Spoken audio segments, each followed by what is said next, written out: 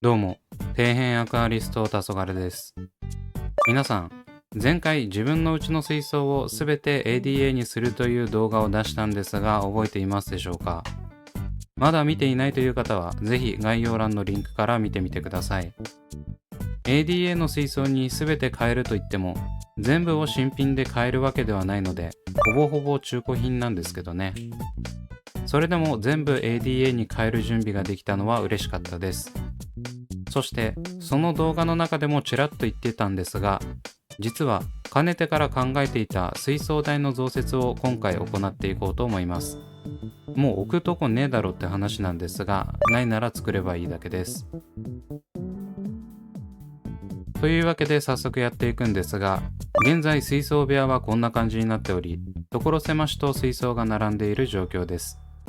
入って右側には動画投稿するための PC デスクがあり、自分の趣味を積み合わせたような部屋になっています。広さ的には確か8畳くらいだったと思うんですが、すでにこの部屋の中だけでも14個水槽があります。入って正面に見える壁際には水槽台が3つ並んでおり、窓際には90センチ水槽、そして入ってすぐ右にはウェルカム水槽が待ち受けています。正面左側はすべて収納スペースになっており、ここに水槽を置くことはできません。まあそんなこと言ってますが、奥側の収納扉一つ開けられなくなる代償と引き換えに水上栽培ファーム作ってるんですけどね。これ以上収納スペースを侵食してしまうと、いよいよ収納が収納でなくなるため、左側に設置するのは無理。じゃあどこに置くかというと、ここです。このウェルカム水槽の隣に並べておきます。正直場所はめっちゃ悩みました。ここに置くと普段商品レビューをしたり作業したりするスペースが狭くなり、おまけに頻繁に使用する PC デスクに最短距離で行けなくなってしまいます。ただこちら側の水槽は奥にデスクがあるおかげで、機器をデスク下に隠すことができます。三連水槽のように外部フィルターを置くように水槽台同士の間隔を空けたりする必要はなく、裏側のデスクスペースに全部ぶち込めばいいんです。ということは、純粋にここから 60×30 のスペースがなくなるだけで済むわけですね。なんかこう聞くと致命傷で済んだみたいに聞こえますが、まあその通りです。このスペース問題に関しては正直置いてみないとわからないので、どうしても我慢できない場合は撤去することも視野に入れ設置していきます。というわけで作業に入る前に必要なものを紹介していきます。久しぶりの水槽台増設ということで胸が高鳴っているんですが、最初に出てきたのはおなじみの構造用合板です。こちらは水槽台が床に与える荷重を分散してくれる大事な役割があるので、うちでは必須となっております。あとはいつもの水槽台の天板に使う用のサイズも用意。端材がもったいなかったので使うかどうかは分かりませんが、床に敷く用の合板と天板は2セットを切り出してもらいました。こいつこの後に及んでもう1台増設する余地も残してるのか。続いてはこちら、サンドペーパーです。こちらは構造用合板に耐水加工をする際の下準備に使えます。続いてはこちら、屋外用ニスです。こちらは構造用合板に塗ることで水に弱い板に耐水性を付与する重要な役割を担っている商品です。最初は何を使えばいいか迷っていたんですが、すでに4台も同じ工程をやってきているので迷いなく購入できました。構造用合板は床のフローリングと色が似ているため、変に着色はせずクリアのニスを選んでいます。あとはニスを塗るハケです。というわけで、地味だけど水槽台を設置する上で一番大事な作業を行う準備が整いました。それでは早速やっていきます。まずは320番という若干粗めのヤスリでヤスリ掛けをしていきます。このヤスリ掛けが地味に面倒で重労働なんですが、仕上がりは綺麗になるのでやっておいた方がいいです。基本木目に沿って削っていかないといけないので、このように往復させるのはいけないかもしれません。これを両面行います。ちなみにうちの中でヤスリ掛けをすると削れた木くずが辺り一面に拡散されるため、必ず掃除機を使ってその都度きれいにするようにしましょう。正直撮影しながらのこういった DIY 的作業は苦行中の苦行で、カメラアングルを考慮して作業をする関係上、見た目以上に大変です。DIY といっても自分はヤスリがけするくらいのもんで、動画でちゃんと見やすく DIY 撮影している人はすごいなぁと感じますね。そしてヤスリがけして思ったんですが、この茶色い木目部分が結構脆く、ヤスリで削ると逆にささくれてしまって困惑しました。ヤスリを見るとしっかり色が映っており、他の色が白い箇所よりも材質が柔らかいのがわかります。そんな感じで、すべての板にヤスリがけを行ったら、一番大事なニス塗りを行っていきます。使う前にしっかり振っているんですが、振る必要があったのかは編集時現在の自分にはわかりません。中蓋を取って容器に 100ml 入れたら 12ml くらいの水を入れます。できるだけ量を増やしたくて水を混ぜてるだけなので、大量にニスがある人は薄めなくていいです。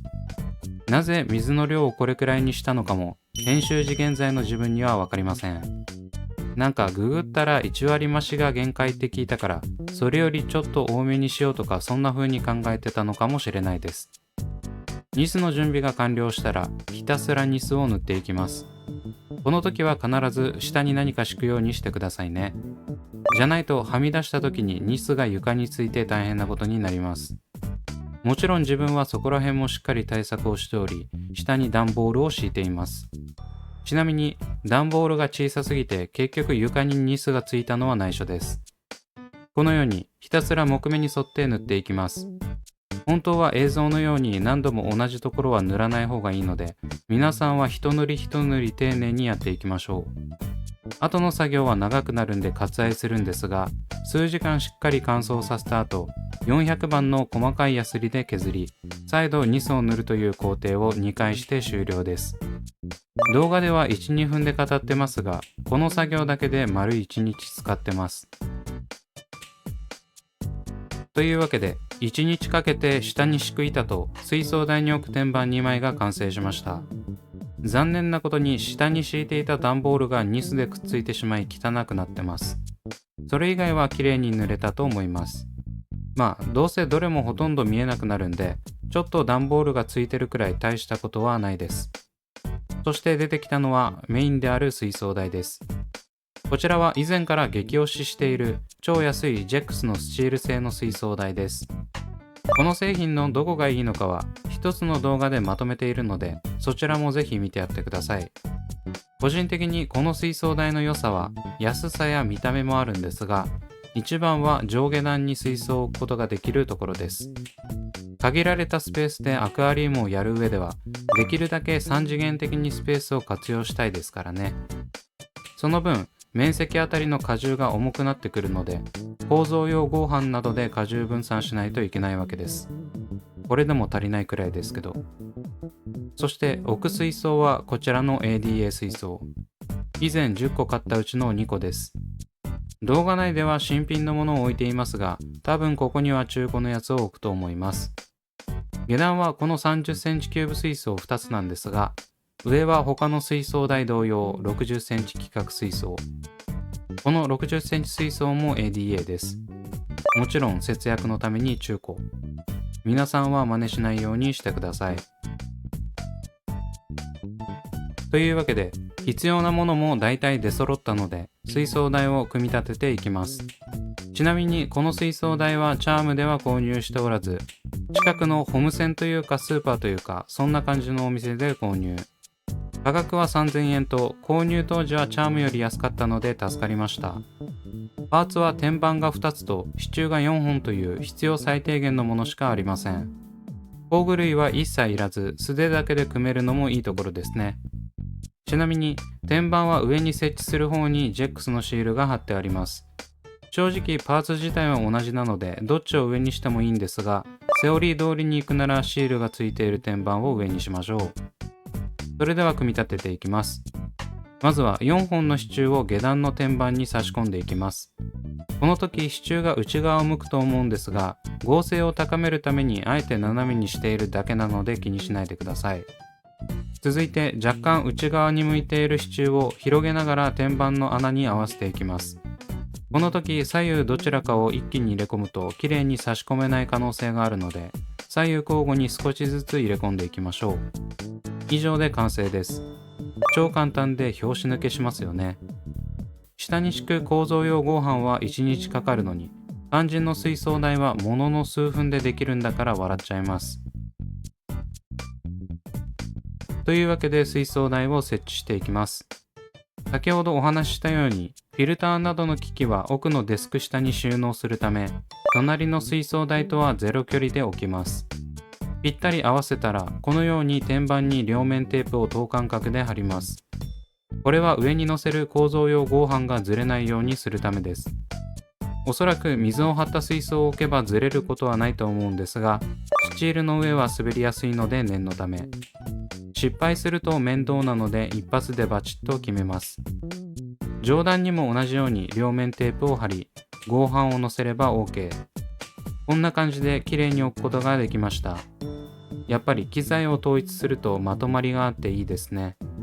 設置した時の達成感が余計上がります。